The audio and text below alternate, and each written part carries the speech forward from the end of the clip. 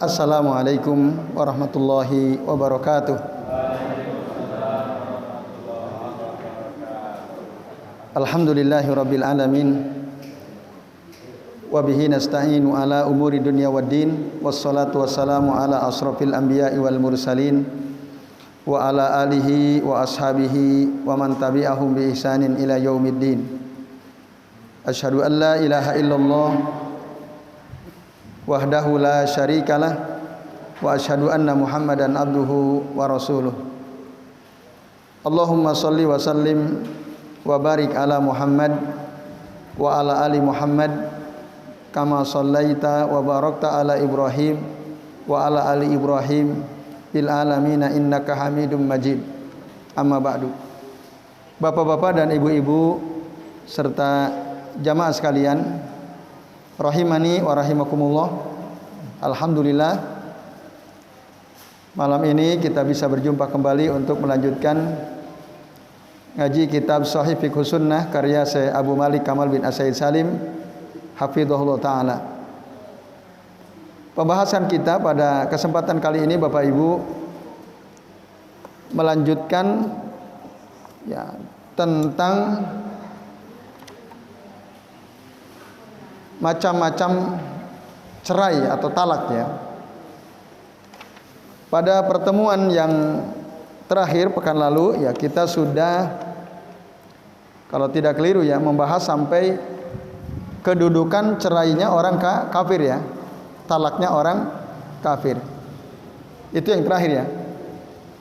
Nah, sekarang kita akan melanjutkan pembahasan tentang tolakul hazil, cerainya orang yang bercanda. Jadi Bapak Ibu dan jamaah sekalian, maksudnya ketika ada seorang suami dia bercanda, lalu dia mengucapkan kepada istrinya, wahai istriku, aku ceraikan engkau. Bercanda, ngeprank istilahnya kalau di zaman sekarang ya, di prank. Pengen tahu bagaimana reaksi istrinya. Nah, di prank gitu ya. Akhirnya ternyata istrinya nangis. Suaminya bilang enggak, itu cuma bercanda. Nah, gitu ya misalnya. Itu tadi saya cuma bercanda.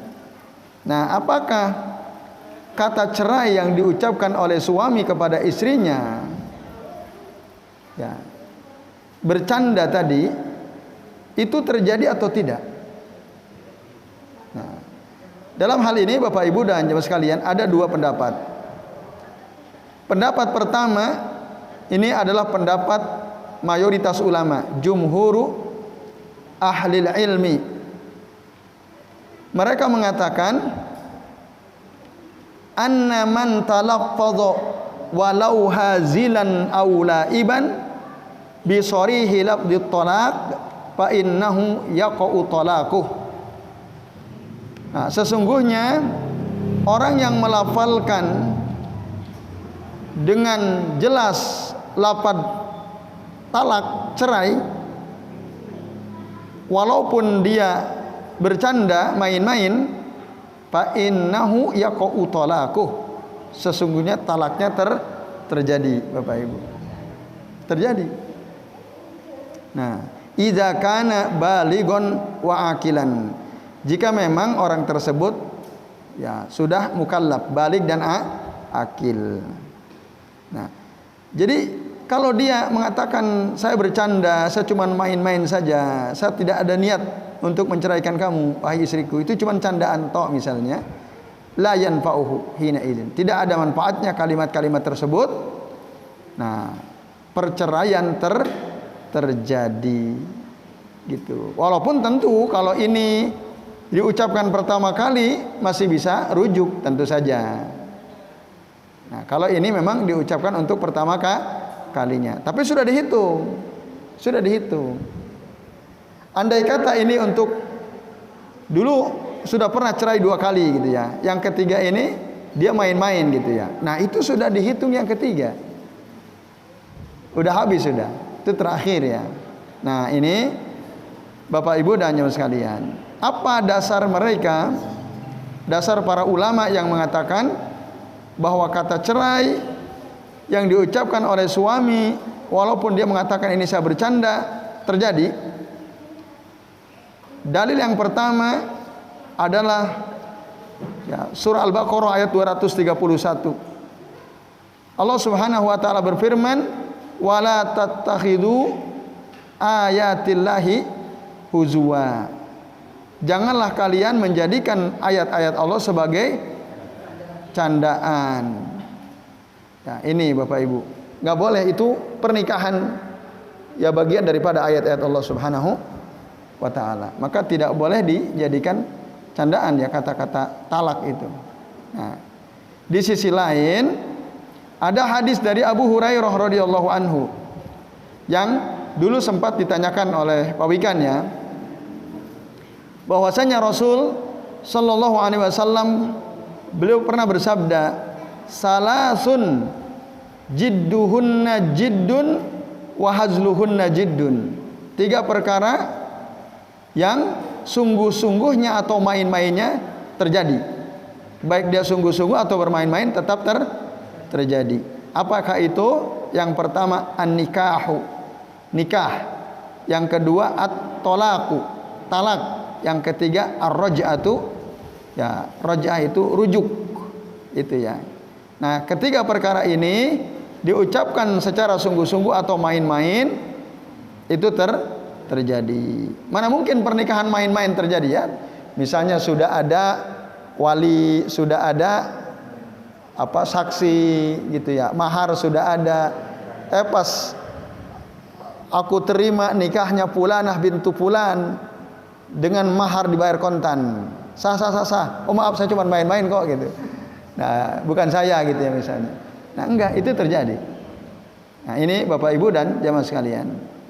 Nah, walaupun kalau Bapak Ibu lihat di catatan kaki, Syekh Abu Malik Kamal bin As-Sasali mengatakan hadis ini dhaif. Ya. Dikeluarkan oleh Abu Daud, oleh Al-Imam At-Tirmidzi, oleh Ibnu Majah dengan sanad yang dhaif. Tetapi walahu syawahid dhaifah. Ada hadis-hadis lain yang menguatkan tapi juga sama-sama lemah. Sehingga para ulama hadis ikhtalafa fi tahsinihi, berselisih apakah hadis ini hasan atau dhaif. Tetapi Syekh Al-Albani dalam kitab Irwaul Ghalil beliau menghasankan. Hasanahu Al-Albani fi Irwail Ghalil ya, kitab beliau. Nah, ini Bapak Ibu dan Ibu sekalian ya tentang derajat hadis tadi. Baik, itu dasar yang kedua. Nah, kemudian Ibnu Qayyim ya Al-Jauziyah rahimahullah beliau mengatakan al-hazilu qasidun lil lafzi talaq ghairu muridin li hukmi. Orang yang bercanda itu memang sengaja dia akan mengucapkan kata cerai. Sengaja atau tidak? Sengaja, misalnya aku ceraikan kamu ya, aku ceraikan kamu. Nangis isinya. Oh enggak. Itu ngeprank, cuman main-main. Nah, itu kan sengaja dia mengucapkan saya cerai kamu. Walaupun mungkin dia tidak menginginkan konsekuensi hukumnya. Gitu kan? Saya enggak mau cerai sama kamu, tapi tadi cuman main-main saja. Nah, itu namanya ya qasidun li lafdhi talaq ghairu muridin li hukmi. Hukumnya dia enggak mau. Tapi perkara hukum ini bukan kewenangan dia. Wa dzalika laisa ilaih. Hukum yang menentukan bukan dia. Yang menentukan adalah siapa? Allah Subhanahu wa taala. Nah, ketika dia menyengaja mengatakan kata cerai kepada istrinya, walaupun mungkin niatnya cuma main-main, nah, dia tidak ingin sebenarnya cerai dengan istrinya, tapi secara hukum ya, perceraian itu terjadi karena dia sengaja gitu mengucapkan kata aku cerai kamu. Beda memang dengan orang yang ngelindur, orang yang mabok, orang yang hilang akal. Ya, itu lain. Kalau mereka ya laisa lahum qasdun sahih wa laisa mukallifin. Kalau ada orang ngelindur, dalam tidurnya dia ngelindur, "Weh isiku, aku cerai kamu ya, aku cerai kamu." Isinya dengerin, Apa ini, Pak? Aku cerai kamu. Pak, bangun. Apa? Ada apa, Bu? Loh, tadi kamu ngomong apa? Enggak tahu, kata suaminya. Nah, kan berarti ngelindur dia kan? Tidak sadar. Tadi kamu bilang katanya kamu menceraikan aku. Enggak, aku enggak ngomong begitu. Lu tadi. Nah, maka orang yang tidur berbicara itu tidak dianggap. Nah, karena tidak bermaksud. Nah, ini Bapak Ibu dan jamaah sekalian, maka kalimat yang diucapkan oleh orang yang tidur, oleh orang gila, oleh orang mabuk, orang yang hilang akalnya, itu kedudukannya sama seperti ucapan seorang anak kecil yang tidak mengerti, tidak paham. Nah, itu. Maka dengan demikian, Bapak sekalian, orang yang bermain-main itu jelas beda. Orang yang bercanda jelas beda. Dia sengaja mengucapkan kata cerai, tapi memang dia tidak menginginkan hukumnya. Maka dengan demikian, terkait dengan masalah ini ya masa ini, ucapan seseorang ya, terkait dengan masalah perceraian ini, itu ada 4 ya. Ada arba'u maratib. Yang tingkatan pertama, ada orang mengucapkan kata cerai, dia niat banget, saya mau ceraikan istri saya misalnya. Ada seseorang dia niat banget, aku mau menceraikan istriku. Pas berhadapan sama istrinya nggak tegel, nggak berani. Mungkin nggak itu terjadi? Kalau jauh dari istrinya, sering saya mau ceraikan istri saya, ngomong ke siapa begitu. Pas pulang ketemu istri, mau ngomong susah, nggak berani ngomong, sehingga dia nggak pernah mengucapkan aku cerai kamu kepada istrinya. Ini namanya an yaqsudal hukm wala yatalaffadhu bih, tapi dia tidak melafalkannya. Terjadi atau tidak? Tidak. Baru niat tapi dia nggak ucapkan. Cerai itu ya selain niat harus diucapkan. Nah, itu. Maka kalau ada seorang laki-laki berniat menceraikan istrinya tapi dia tidak pernah mengucapkan, la yaqa, tidak terjadi. La yaqa'u at-talaq. Yang kedua, alla yaqsudal al-lafdha wala hukmuh. Tingkatan kedua, dia tidak bermaksud mengucapkan kata cerai dan tidak juga menginginkan hukumnya. Tidak bermaksud mengucapkan kata cerai, ya, walaupun mungkin terucap, tapi dia tidak bermaksud dan juga tidak menginginkan hukum cerai. Seperti orang yang ngelindur tadi. Orang ngelindur, dia mengatakan aku cerai kamu. Kan tidak bermaksud dia mengucapkan itu. Ngelindur karena dia apa? Mungkin habis nonton film tentang perceraian gitu ya. Terus yang dia ingat kata-kata seorang laki-laki aku cerai kamu, itu yang dia ingat. Akhirnya dalam tidurnya, nah, teringat dia itu, ucapkan itu. Dia tidak bermaksud. Nah, dan tidak pula dia menginginkan hukumnya. Maka untuk tingkatan yang kedua ini juga tidak terjadi, kata cerai tidak terjadi. Tingkat yang ketiga, an yaqsuda al-lafdha duna hukmihi. Nah, ini dia bermaksud mengucapkan kata cerai tapi hukumnya tidak dia inginkan. Nah, inilah yang kasus yang kita sedang bahas. Nah, maka kalau ada orang dengan sengaja mengucapkan saya cerai engkau kepada istrinya tapi dia tidak menginginkan hukumnya, ini terjadi yaqa'u at-talaq. Dan tingkat yang paling tegas adalah ketika seseorang menyengaja mengatakan kata cerai kepada istrinya dan memang dia ingin cerai, betul cerai. Nah, ini jelas pasti terjadi. Nah, ini Bapak Ibu dan jamaah sekalian rahimani wa rahimakumullah. Nah, itu pendapat pertama. Tetapi Imam Malik bin Anas rahimahullah, juga kaulun an Ahmad ibn Hanbal dan yang lainnya, mereka berpandangan anna at-talaffuz bi sarihi at-talaqi yastaritu liwuqu'ihi wujudu niyyati wal ilmi bil lafzi ma'a iradati muqtadah. Bahwa ucapan kata cerai yang jelas, yang terjadi perceraian itu ada syaratnya, gitu. Kalau ada seorang laki-laki mengucapkan saya cerai engkau kepada istrinya, nah, terang jelas ya aku ceraikan kamu misalnya, itu baru terjadi ketika syaratnya terpenuhi, kata Imam Malik, termasuk kata ulama yang lain yang sepandangan dengan beliau, termasuk qaulun min al-Imam Ahmad. Nah, apa syaratnya? Satu, wujudun niyah, ada niat. Memang si suami itu berniat untuk menceraikan. Yang kedua, wal ilmu bil lafzi, paham, ngerti kalimat yang diucapkan, dia ngerti. Nah, ini syaratnya ini. Karena mungkin saja ada orang nggak ngerti. Misalnya ada orang Indonesia punya istri orang Jerman. Orang Jermannya ngerti bahasa Indonesia perempuannya, tapi lakinya nggak ngerti bahasa Jerman. Ketika main ke Jerman, mantan pacar isinya ini ngomong ke si laki-lakinya, kamu bilang begini begini begini, yang artinya aku ceraikan kamu, kan begitu. Kan dia nggak paham. Akhirnya dia ucapkan, ditalkin oleh siapa? Atau dikasih tahu, dikasih contekan sama mantan pacar istrinya. Wah, dia hafalin. Mungkin di kata laki-laki mantan pacarnya, ini artinya aku sangat mencintai kamu gitu ya. Padahal artinya aku ceraikan kamu ya. Akhirnya si suami orang Indonesia ini ketemu istrinya, ngomonglah. Nah, dengan bahasa Jerman yang artinya sebenarnya apa? Aku ceraikan engkau. Loh, istrinya kaget. Kenapa kamu ngomong begitu? Kan istrinya paham bahasa Indonesia. Dia tentu paham bahasa Jerman, orang Jerman kan. Akhirnya suaminya tanya, loh emang kenapa? Lah tadi waktu kamu ngomong itu artinya aku ceraikan kamu. Nah, paham nggak? Nggak paham. Nah kan. Jadi syaratnya harus paham.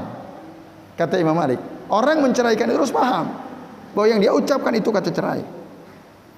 Yang ketiga, iradatu muqtadah. Memang dia menginginkan itu perceraian terjadi. Jadi ada 3 syaratnya. Satu, niat. Yang kedua, dia paham kalimat yang diucapkan. Yang ketiga, memang dia menginginkan perceraian itu. Jika ketiga hal ini, ketiga syarat ini tidak ada, maka cerai tidak terjadi, kata Imam Malik. Orang yang bercanda memenuhi 3 syarat ini atau tidak? Tidak. Satu, dia tidak niat kan? Yang kedua, dia tidak menginginkan. Dia tidak menginginkan perceraian. Tapi yang kedua, dia paham. Berarti baru 1 syarat terpenuhi. 2 syarat tidak terpenuhi. Karena 2 syarat tidak terpenuhi, nah maka la yaqau at-talaq. Talaknya itu tidak terjadi karena syaratnya baru 1. Nah, apa dalil mereka? Dalil mereka yang pertama adalah firman Allah Ta'ala di dalam Al-Quran surah Al-Baqarah ayat 227. Wa in azamu at-talaqa fa innallaha sami'un alim. Apabila mereka betul-betul ingin mencerai isinya, sesungguhnya Allah Maha mendengar lagi Maha mengetahui. Nah, itu. Orang bermain-main itu kan nggak punya azam, nggak punya keinginan untuk betul-betul mencerai. Dan Allah ngerti itu, Allah dengar itu, bahwa dia memang dalam hatinya tidak ada niat. Apalagi dalam hadis mengatakan innamal a'malu bin niyat. Sesungguhnya amalan itu tergantung niatnya. Nah, dalam hadis sahih riwayat Imam Al-Bukhari dan Imam Muslim. Nah, ini Bapak Ibu dan jemaah sekalian. Tapi dijawab oleh Syekh Abu Malik Kamal bin Said Salim. Nah, memang mereka berdalil dengan ayat tadi, itu menunjukkan bahwa kata cerai yang diucapkan itu baru dianggap ada ketika ada azam, keinginan. Wal hazilu la azaba minhu. Orang yang bercanda itu kan tidak menginginkan gitu. Lalu wa ujib, katanya, aku jawab bi annal istidlal bil ayati ala tilka da'wa ghairu sahih. Ini kata saya Abu Malik, penulis kitab ini, bahwa berdalil dengan ayat di atas untuk menyatakan kata cerai dari orang yang bercanda itu tidak terjadi, ya, klaim ini tidak sahih, ghairu sahih min aslihi, dari asalnya enggak sahih. Kenapa? Karena ayat itu turun konteksnya khusus, yaitu nazalat fi haqqi al-maula. Nah, ini turun khusus untuk konteks seorang wanita yang baru dibebaskan dari perbudakan atau dari tuan dari seorang budak gitu ya. Jadi ini bukan untuk orang merdeka. Itu kata saya Abu Malik Kamal bin Said Salim. hafidhahullah taala, Bapak Ibu dan sekalian. Jadi baik. Itu keterangan tentang apa? Kata cerai yang diucapkan oleh siapa? Orang yang bercanda. Menurut jumhur terjadi atau tidak? Terjadi. Maka dengan demikian Bapak Ibu, jangan bercanda dengan kata cerai. Bapak-bapak terutama, karena kalau ibu-ibu tidak punya hak untuk mencerai. Nah, ini bapak-bapak. Nah, baik. Nah, itu selesai sudah pembahasan tentang macam-macam perceraian. Macam-macam ya kata cerai yang diucapkan oleh seorang suaminya. Itu kita ada bahas ya, ada beberapa. Nah, kemudian Bapak Ibu dan jamaah sekalian, sekarang kita akan membahas tentang apa syarat yang harus dipenuhi yang berkaitan dengan seorang wanita yang dicerai. As-surut al-muta'alliqah bil mutallaqah. Yustaratu fi al-mutallaqati liyaqa'a 'alaiha at-talaq ma yali. Disyaratkan bagi seorang wanita yang dicerai baru terjadi perceraian itu dengan beberapa syarat berikut ini. Satu, di sini hanya ada dua saja. Syarat yang pertama adalah apa? Antakuna az-zawjiyah qa'imah bainahuma wa baina zawjiha haqiqatan au hukman. Pernikahan itu memang betul-betul terjadi antara suami dengan istri. Secara hakiki terjadi, secara hukum syar'i terjadi.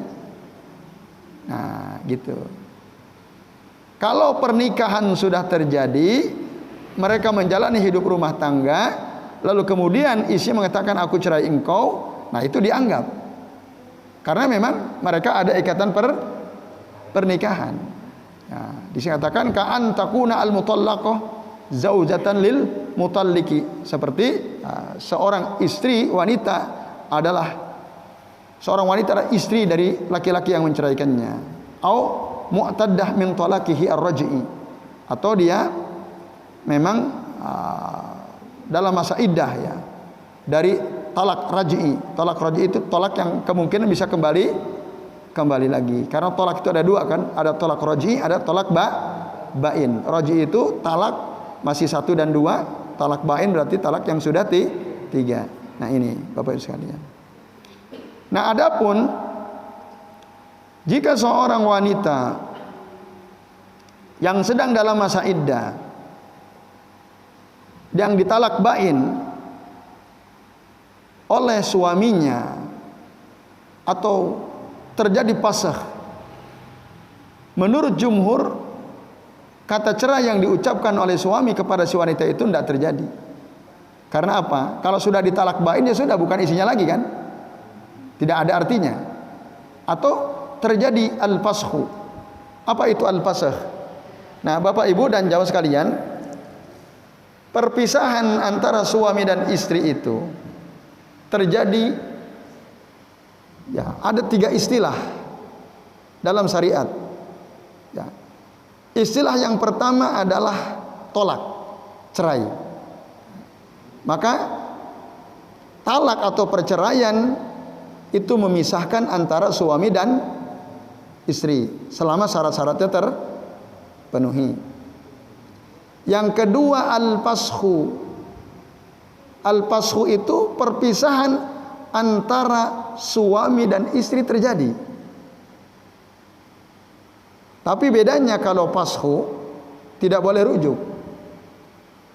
Kalau cerai, talak mungkin rujuk jika baru 1 dan 2. Nah, sebabnya macam-macam. Nanti kami akan jelaskan apa perbedaan bainan at-talaq wa baina al-fasakh. Yang ketiga, al-fasakh itu memisahkan suami dan istri. Yang ketiga al-khul'u. Khul'u itu khulu'.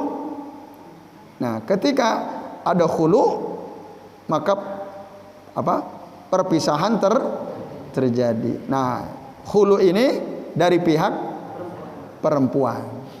Jadi perempuannya memang ingin pegat, ingin cerai gitu. Tapi syaratnya kalau khulu semua mahar yang diberikan oleh suami kepadanya harus dikembalikan utuh. Itu khulu. Nah, ini tentu berat bagi wanita yang maharnya mahal. Yang maharnya 100 juta ditambah emas 100 gram plus rumah mewah misalnya. Wah, itu repot itu ya. Kalau kayaknya agak susah perempuan khulu seperti itu. Kecuali dia mungkin dapat suami yang lebih kaya, mungkin bisa. Nah, lalu apa bedanya al-fashu dengan talak? Bapak Ibu dan sekalian, fasakh itu bukan hak suami. Kalau talak itu hak suami. Fasakh itu adalah hak al-qadi, haknya hakim dan haknya syariat, gitu. Dan ada beberapa sebab kenapa fasakh itu harus terjadi, Bapak Ibu dan sekalian. Nah, yang pertama, ya, yang perlu kami sampaikan bahwa al-fashu itu, ya, terjadi perpisahan antara suami dengan istrinya, ya, karena beberapa sebab. Nah, sementara maknanya apa? Al-fashu fahuwa naqdun lil aqdi, ya, wahallu li irtibati zaujiyati min aslihi, yaitu batalnya akad pernikahan, lepasnya ikatan pernikahan dari asalnya. Nah, wa ka'annahu lam yakun, seakan-akan pernikahan itu tidak pernah terjadi.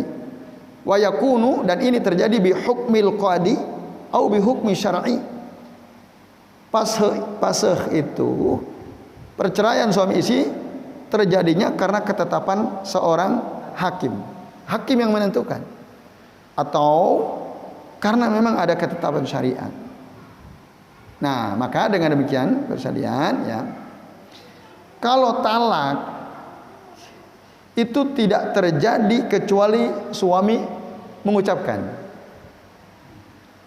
Kalau fasakh, ya, suami ngucapin atau tidak, ridho atau tidak, perpisahan terjadi.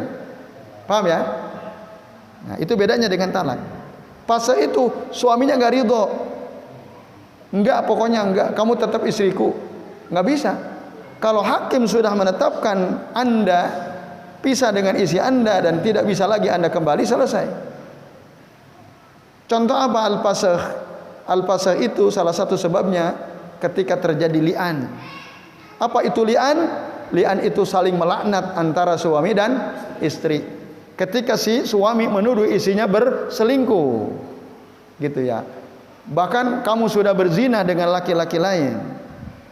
Lalu istrinya nggak terima, enggak, saya nggak pernah selingkuh, saya nggak pernah berzina.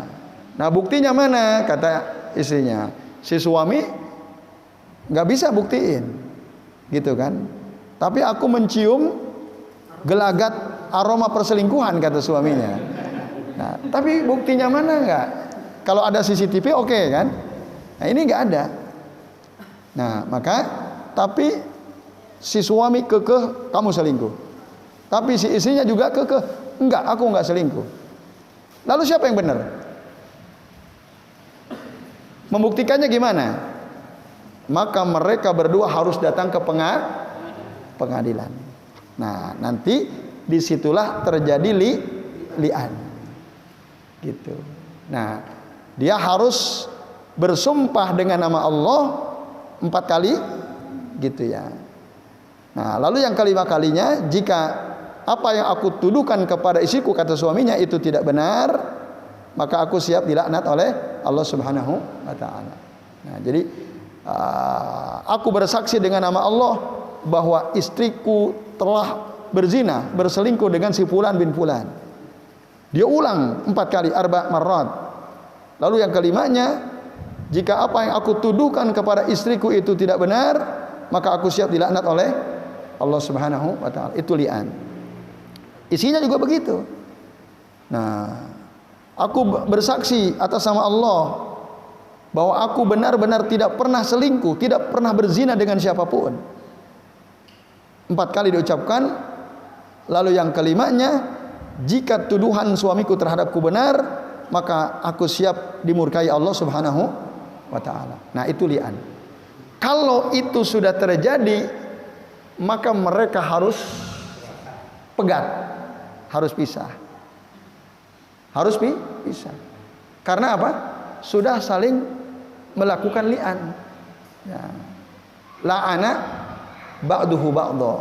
Nah, dengan li'an itulah al-fashu terjadi. Dan tidak boleh rujuk gitu. Itu fasakh itu. Salah satu di antara sebabnya, Bapak Ibu dan jamaah sekalian. Nah, jadi fasakh itu terjadi pasti ada sebab gitu. Kalau cerai memang sebabnya banyak, tapi jika mungkin cerai itu terjadi tanpa sebab, mungkin tadi ngeprank, suami ngeprank isinya kan enggak, sebenarnya dia masih suka, cuman ngeprank aja, aku cerai kamu, terjadi. Nah, itu. Tapi kalau fasakh itu pasti ada sebab yang jelas. Nah, ini contoh lain, Bapak Ibu. Ketika salah satu pasangan murtad, suami istri, yang satu murtad, keluar dari Islam dan tidak mau balik, secara hukum syariat itu harusnya udah lepas. Harusnya suami istri ya, mungkin waktu nikah sama-sama Islam, entah mungkin yang suaminya dulunya orang kafir gitu ya, karena dia ingin mendapatkan si istrinya ini, udah nikah dia murtad. Nah, istrinya enggak, saya nggak mau murtad. Nah, maka ketika si salah satu dari mereka itu murtad, itu laporkan ke pengadilan. Nah, secara syariat itu sudah terjadi fasakh. Maka dalam surah Al-Mumtahanah kan Allah Ta'ala mengatakan la tumsiku bi isomil kawafir. Jangan kau pertahankan pernikahan dengan orang kafir. Selesai sudah. Tapi kalau di kita banyak nggak? Suami istri beda agama? Banyak. Nah, itu pasti nggak ngerti itu ya. Sayang sekali ya. Nah, ini persalian. Nah, itu karena murtad salah satunya. Atau karena si suami betul-betul tidak bisa menafkahi istrinya. Betul-betul nggak bisa. Dan istrinya nggak kuat gitu ya. Sementara dia punya tanggungan untuk menghidupi anak, nyekolahkan anak, suaminya sudah katakanlah mungkin sudah stroke gitu ya. Sudah nggak mungkin bisa diharapkan bekerja lagi. Padahal misalnya ya anaknya masih kecil. Ya, suaminya juga masih muda aslinya. Kan stroke bisa kena siapa aja kan? Misalnya. Nah, akhirnya istrinya mengeluh, ini Pak Hakim gimana ini? Nah, maka seorang hakim bisa memutuskan ya sudah, jenengan pisah sama suami. Nah, itu. Karena berat gitu menjalani hidup. Nah, itu. Jadi ketika si suami itu tidak mampu ya i'saru az-zauj wa ajzihi anin nafaqah. Kesulitan suami dan kelemahan suami untuk memberikan nafkah. Idza talabatiz zaujatu fasfu al-aqd. Nah, itu kalau si istri minta lepas aja gitu. Saya Pak Hakim enggak kuat ya Pak Hakim. Gitu. Boleh enggak? Istri ngomong gitu boleh enggak? Boleh. Itu haknya dia. Ya kalau ada seorang istri anaknya kecil-kecil, suaminya kena penyakit parah gitu penyakitnya. Atau mungkin kena narkoba gitu ya. Sakau sampai koma saking parahnya gitu ya. Nah, koma bertahun-tahun. Nah, akhirnya istrinya udah deh saya nggak kuat begini. Itu terjadi fasakh. Atau ada aib pada salah satu dari mereka. Yang aib itu tidak bisa diterima oleh si suami atau oleh istri. Nah, itu juga fasakh. Ya, mohon maaf misalnya suaminya impoten misalnya, tapi dia gak pernah cerita ke istrinya. Dia baru tahu setelah menjadi suami. Oh, ternyata impoten misalnya. Maka si istri boleh menyampaikan ini. Saya takut gak bisa memenuhi hak suami saya. Nah, ini diantara beberapa sebab terjadinya al-fashu. Yang menetapkan siapa? Hakim atau ketetapan syariat. Apakah si suami ridho atau tidak ridho? Pasti terjadi. Nah itu. Nah bedanya dengan al-khul'u tadi. Kalau al-khul', kalau fase, apakah istri punya kewajiban untuk mengembalikan mahar? Tidak. Nah itu. Karena yang menentukan syariat atau hakim. Nah ini Bapak Ibu sekalian. Terus yang terakhir syarat kedua, ya perceraian itu terjadi ketika si suami, misalnya dia punya istri 4. An yu'ayyina az-zawju al-mutallaqata bil isyarati aw bi sifati aw bin niyati. Si suami harus menunjuk.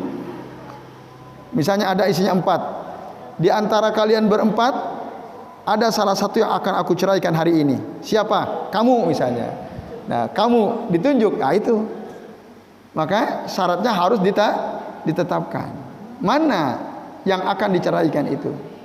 Nah, ini tentu bisa terjadi kalau istrinya lebih dari satu. Kalau cuma satu ya nggak penting. Pasti aku cerai kamu ya pasti dia kan. Nah itu. Yang kedua dengan sifat. Mungkin dia nggak tunjuk. Istrinya 4 kan. 1, 2, 3, 4. Hari ini mohon maaf sekali kata suaminya, saya akan menceraikan salah satu dari kalian.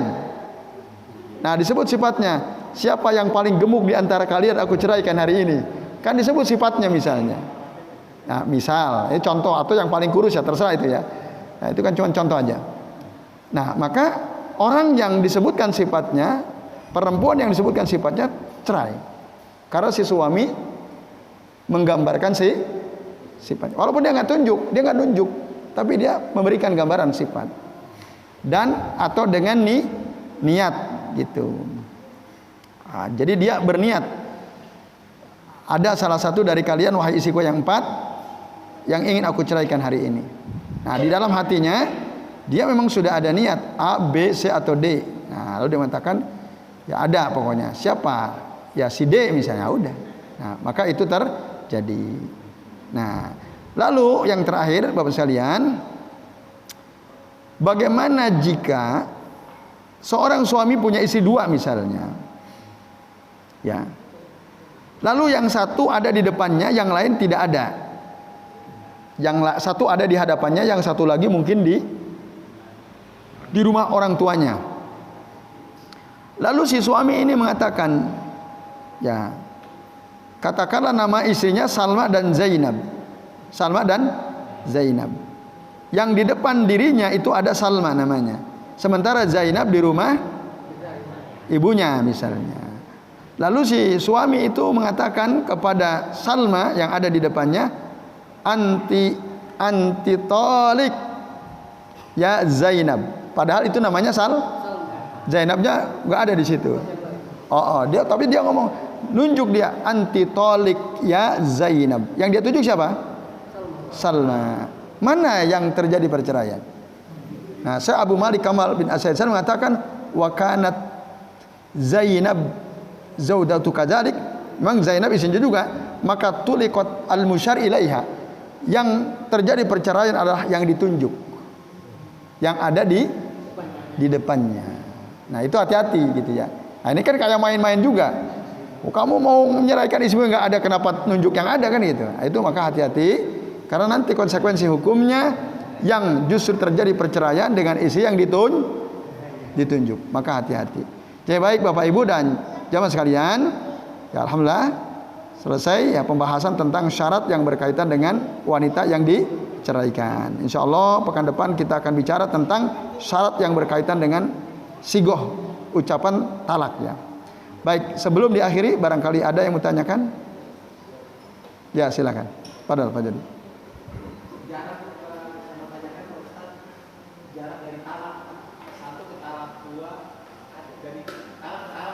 Ya.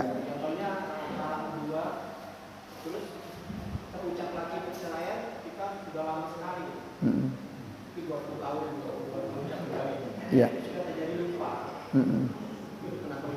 Jadi pernah mentalak 2 kali. Terus rujuk. Ya. Terus 20 tahun kemudian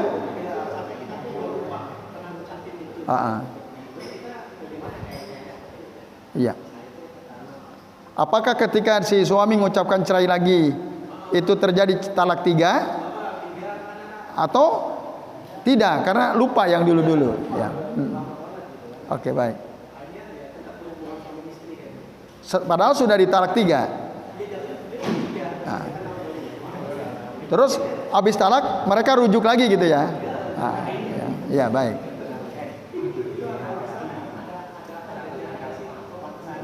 Ya. Ya. Ya, baik. Sudah?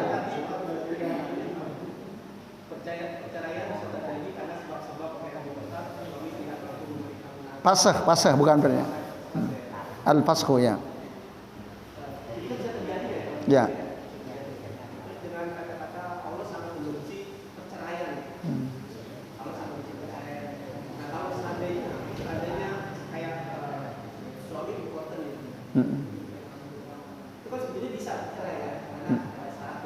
Ya, jika istrinya meminta.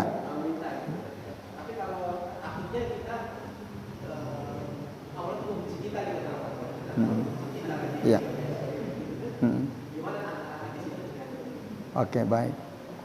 Jadi terima kasih Pak Jody.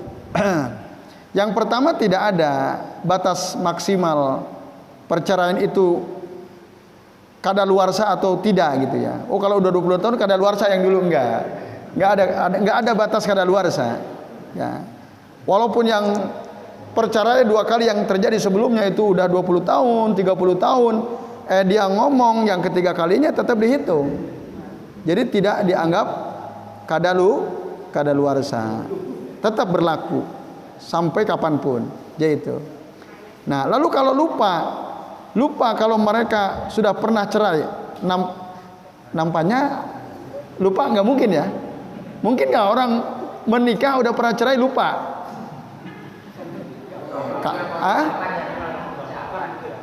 Kalau menggampangkan oke, tapi kalau lupa kayaknya enggak deh. Kecuali mereka tabrakan koma mungkin ya. Pernah tabrakan koma beberapa tahun setelah 2 kali cerai gitu ya, rujuk terus tabrakan koma. Nah, itu mungkin ya. Mungkin. Tapi nanti kan keluarganya pasti ada yang tahu kan? Harus mengingatkan. Pasti kan kalau dicerai suaminya, kira-kira isinya cerita nggak ke keluarganya? Cerita nggak kepada anaknya? Cerita nggak kepada orang terdekatnya? Pasti cerita kan? Aku dicerai lagi loh sama istriku, sama suamiku kan gitu. Oh, berarti kamu sudah cerai yang ketiga kan gitu. Nah, itu. Maka kayaknya agak susah kita membayangkan orang lupa sudah pernah dulu bercerai, lupa kalau sudah bercerai. Kalaupun tadi ada musibah, koma gitu, pasti ada orang-orang dekat yang menceritakan. Karena ya secara secara umum dia pasti akan cerita kepada orang. Dia ini Bapak Ibu dan sekalian. Itu Pak Jody ya. Jadi nggak ada batas kadaluarsa, tetap dia berlaku. Kemudian yang kedua, apa tadi? Apa Pak Jody tadi? Saya lupa nggak catat. Oke ya, baik. Iya. Jadi yang abghadul halali ilallahi at-talaq itu hadisnya. Jadi perkara halal yang paling dibenci oleh Allah itu adalah perceraian. Walaupun sebagian ulama hadis menilai ini hadis dhaif ya. Ini hadis dhaif. Ya. Jadi abghadul halali ilallahi at-talaq. Perkara halal yang paling tidak disukai oleh Allah adalah perceraian. Nah, ini maksudnya bukan orangnya, tapi perceraiannya. Misalnya ada suami karena istrinya cerewet luar biasa gitu ya. Akhirnya wis tak cerai kamu. Nah, misalnya karena cerewetnya luar biasa, udah di atas rata-rata gitu ya misalnya. Akhirnya udah aku cerai kamu. Nah, apakah si suaminya dibenci oleh Allah? Tidak, dia punya hak untuk itu. Karena dia nggak bisa konsentrasi, nggak bisa fokus. Setiap mau kerja diomelin, pulang kerja diomelin, diomongin, terus begitu. Nggak bisa fokus hidupnya.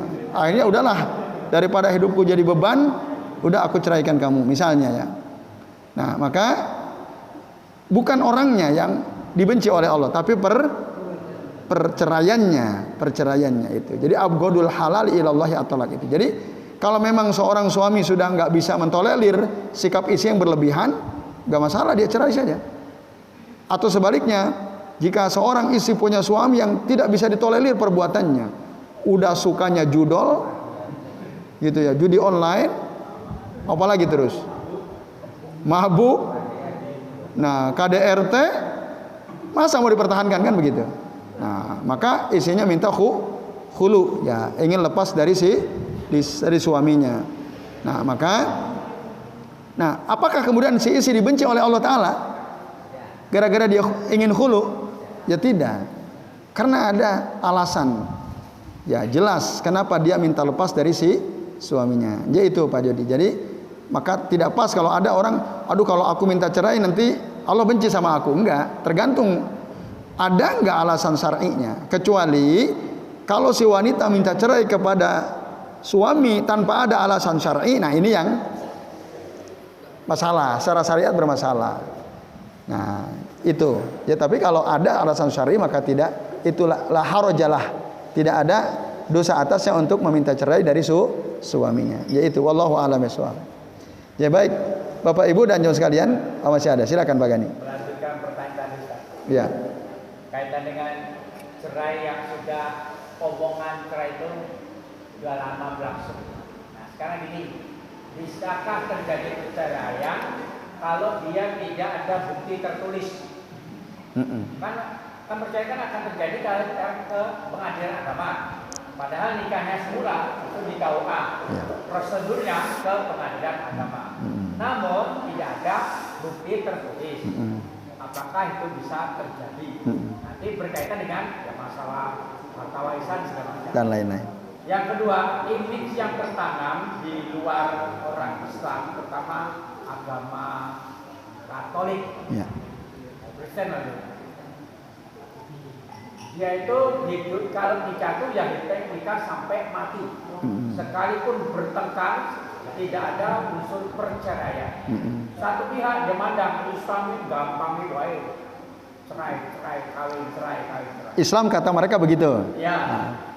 Mohon silakan. Ya. Baik. Yang pertama tadi ya. Apa tadi udah lama gitu ya? Ibaratnya kan sama kasus seperti lama itu juga apakah bisa disamakan dengan perceraian yang tidak ada bukti? Oke, baik ya. Tidak ada bukti tertulis. Apakah perceraian itu berlaku? Iya, berlaku. Dalam syariat Islam yang dianggap itu ucapan, bukan tulisan.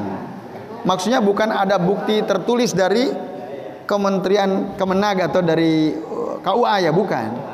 Ada keterangan dari KUA atau tidak, ketika si suami sudah mengatakan aku cerai engkau, terjadi gitu.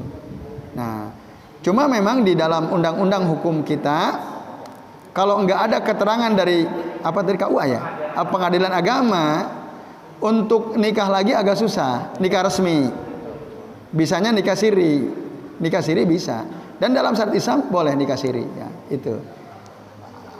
Ada salah satu jamaah teman kita, tapi saya nggak usah sebut namanya ya.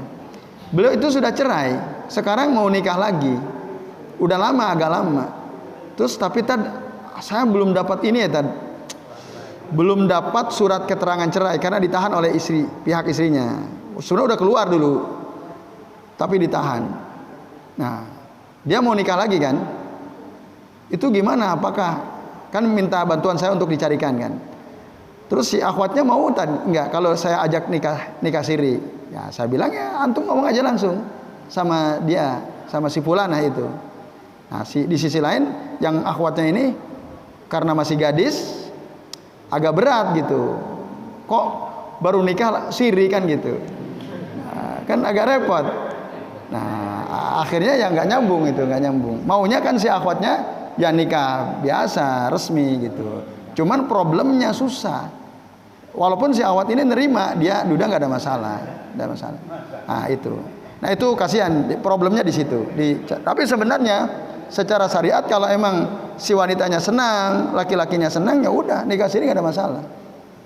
Nikah siri tidak ada masalah. Dengan nikah siri apakah hak waris jadi hilang? Enggak sebenarnya.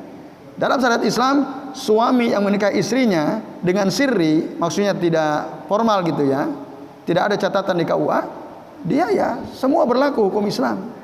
Ketika seandainya suaminya meninggal dunia duluan, dia punya harta peninggalan, ya istri yang dinikahi sirri punya hak waris gitu.